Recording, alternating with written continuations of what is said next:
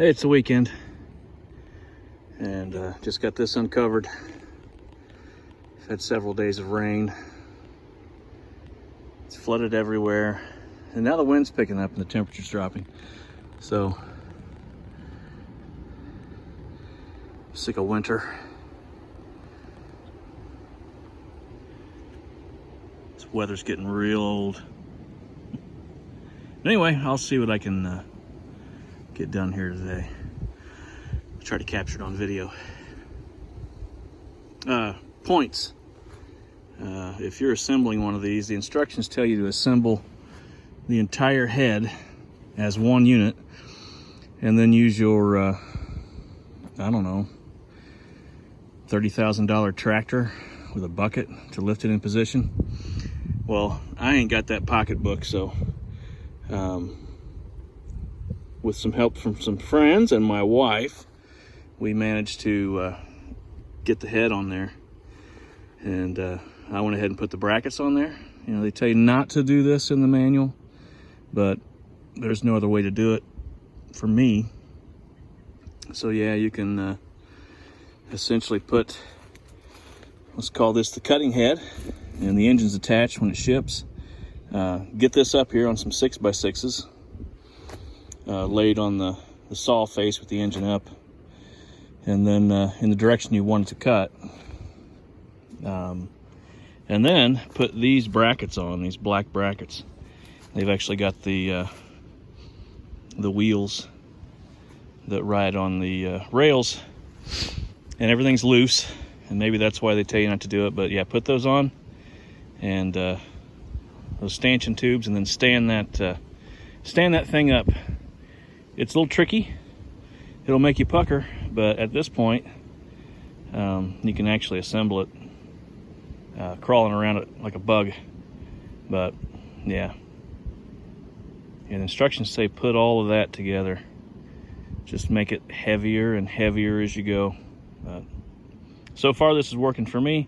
I'm sure I might run into some tweaks and some issues, but I had no other option. I couldn't assemble it all on the ground here, and I got nothing to lift it up out here unless I wanted to make a tripod just for this. And I've got enough projects. I don't need more projects. So here we are. Some of the boxes are marked. Some of the boxes are not marked. I need all of this out of my truck so I can get my generator in here and haul some stuff around. This looks like it'll be fun. This goes on top of the assembly up there, and I'm out here by myself, so we'll see what kind of struggle bus that turns into. I'll try to catch all that on video.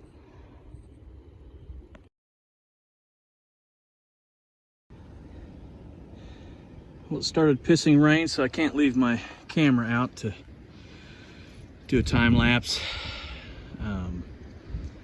This piece was a little bit of a struggle because I'm out here by myself, but mainly because it's heavy and awkward. And this kind of wants to roll around. I could fasten it a little better, but see how it goes. Got some 2x6s across there, but what worked was putting some clamps on here, and I got the first 2 bolts started, and now I can swing that up to where, where's my finger, these eyes are up, and just keep putting bolts in as I go. I think it might get a little bit easier. I'll probably have to put these clamps over here now and go from there. That was a good time. Got to crawl around this thing like a monkey. Put some blocking to keep it rolling around, or keep it from rolling around. I'll keep at it. It's pissing rain now. I do see some blue sky over there, but there's a bunch of gray behind it.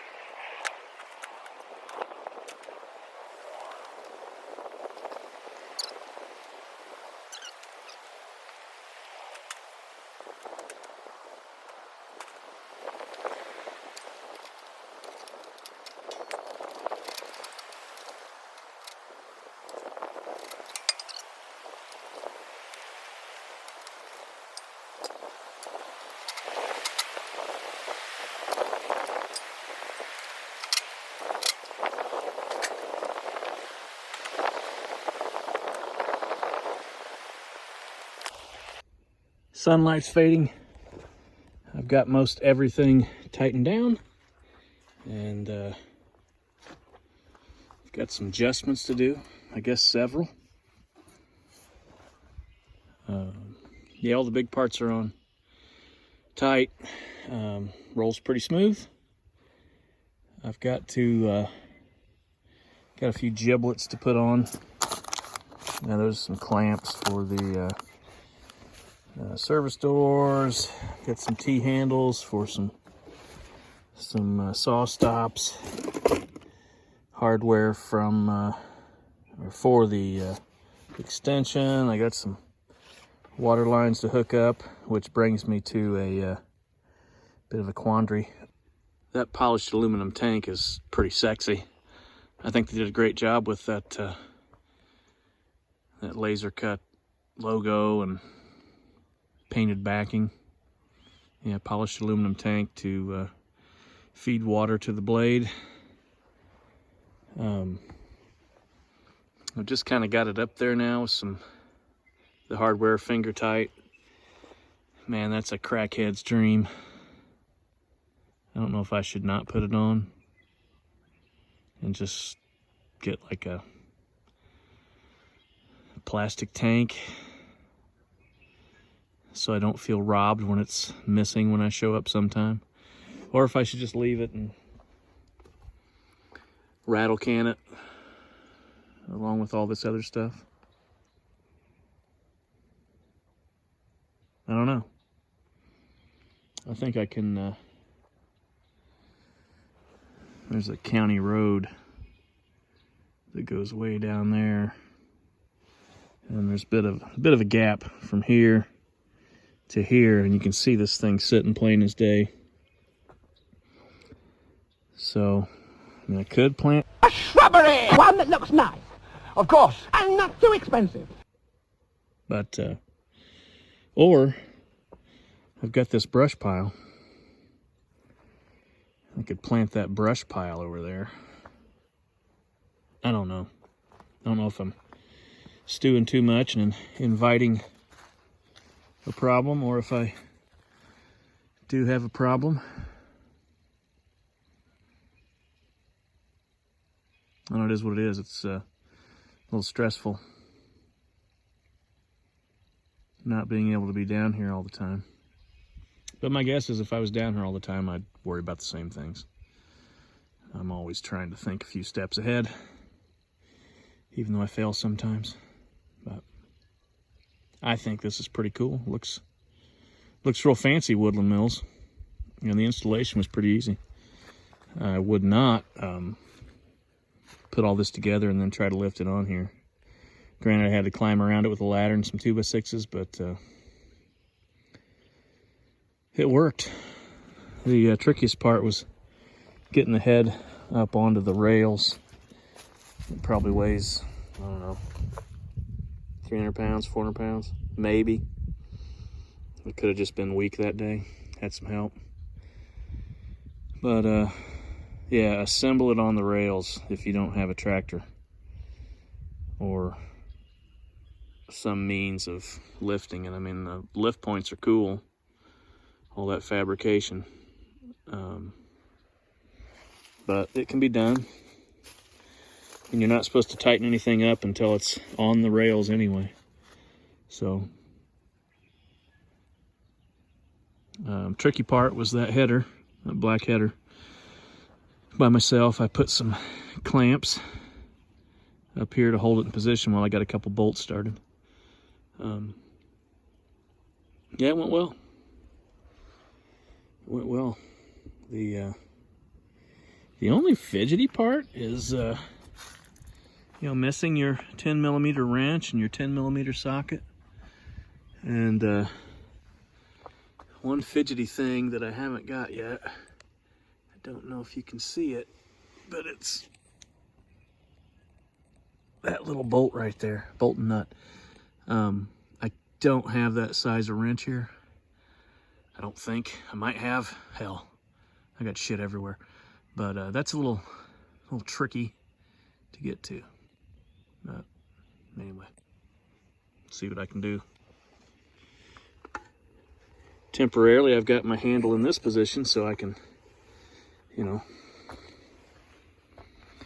hold here and walk the mill and cut. Eventually I'll have a deck built on here, and I'll turn that up and make it a little easier to get my cuts off of this bed. Got some fidgety stuff to do. I think I mentioned that already. Anyway, yeah, it's pretty cool. The only wound it's got is that from shipping, but my guess is it'll get the shit beat out of it anyway. Oh, there's another one to worry about is, yeah, I opted for the electric start, so I got to get a battery to put in there. Another crackhead friendly item. Hopefully not. But you never know what's lurking in the state forest. You just never know. Could be a Sasquatch. Do you feel my anxiety? Probably do. But tomorrow, I think I'm done for the day. I got to store some crap and do a lot of cleaning.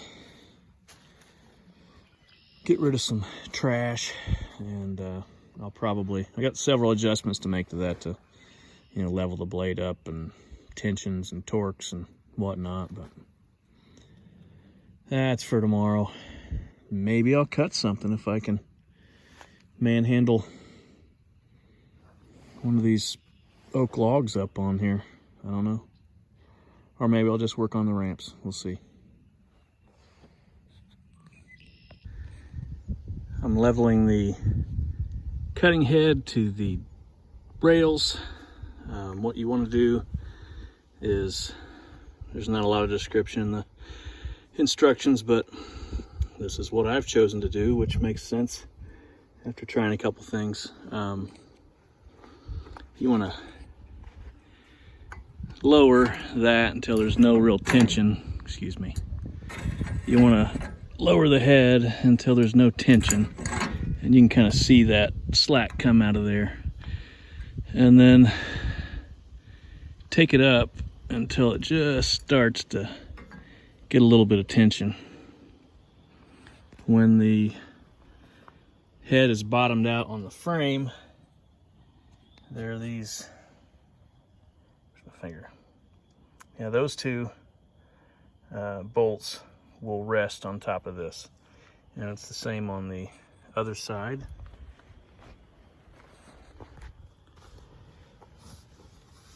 You can see that. Yeah, that's resting there, and there's not a lot of tension on there, and you can grab your cables and if you can twist them, make them move around, then that's the slack's out of it. And at this point, you want to take up some tension with the handle, and I go ahead and pick a spot on your winder, and then make sure that there is a gap under there. Doesn't matter how much. And then a gap under there, and it doesn't matter how much. And at this point, you can start to level the blade to your bunks. And as you can see, you can't There's no wiggle room there now. Now what you want to do here is you don't want your cable twisting. You just want your bolt moving through here. So you can put a straight screwdriver through there. I don't know if that's focusing or not. Yeah. Through that bite in the cable, put a straight screwdriver, and then using that nut and that nut, you adjust in between the blade and the bunk. This left side is your left adjustment over there, and this right side is your right adjustment on this side. So I'm not going to get my camera stand out and take a bunch of time, but I think you can get the gist. Screwdriver here, tighten here, so that way if you just tighten here, it'll want to roll that cable around, and as you tighten it, it wants to take tension out of the cable right here, and this can open up the windings of the cable. So make sure you put a screwdriver right there. I'll be back in a minute. Another note, as you are adjusting your level of the blade to the bunks, give that dude a shake every once in a while, because sometimes they do the adjustment on these wear plates after the blade adjustment, which I get, but sometimes, like particularly this one, the left side was really tight. It could move up and down, but it was really tight just putting these in initially. So, and as I was raising it up and was lowering it, doing different things, I noticed that side kind of grabbed, and the mill wanted to seesaw down. So I haven't messed with those yet, but at this point, if you're following the instructions, shake that head around and it'll settle that out, and then you can get a proper adjustment. I'll show you. On the blade, don't measure off the front, of course, because these are I don't know, offset to one another. You want to measure off the back side of the blade and the bunk, and this isn't the best thing to measure with, but as long as you're using the same thing, should be good. Sorry about that. Janky tools holding the camera, but so that's what you want to do.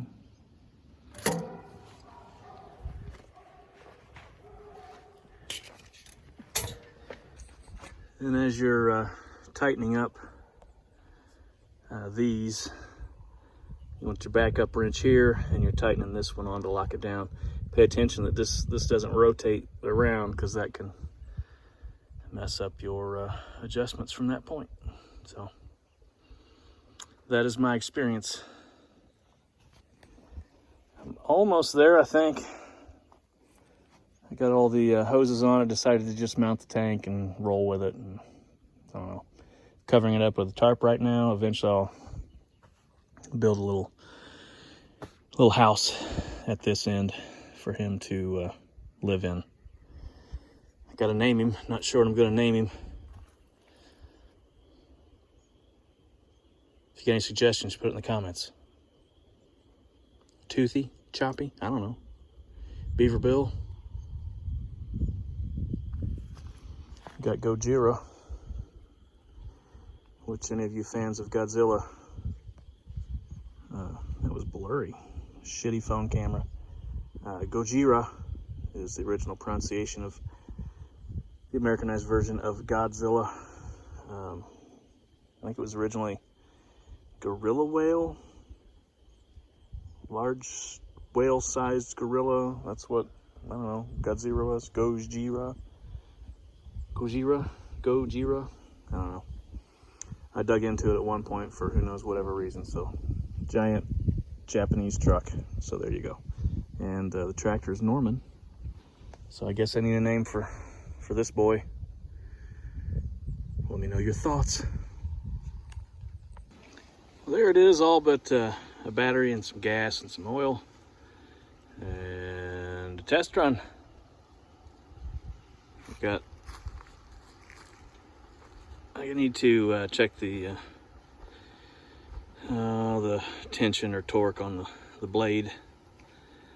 I got a torque wrench for that at the house, but not here. I'll get that though. And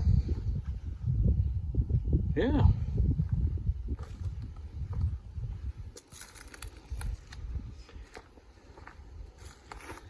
Seems pretty well made. Get all the log stops leveled, and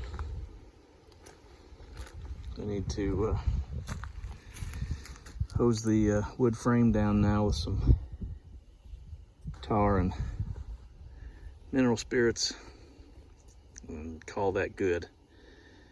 And then need to do some loading ramps on here. And I got plenty of logs laying around up here to do that with, and mainly a lot of cleanup to do. And then I can start milling for this, if I can back up without dying. Yeah, I need to start milling lumber for a deck that'll run this length. Come in right about here, and then come on off to the edge of the drive, and then that's where I'll off bear and dry my lumber, at least some of it. Lots of details, crappy weather, but I think that's finally turned now that I'm done. And I think that's it for this video. Thanks for watching.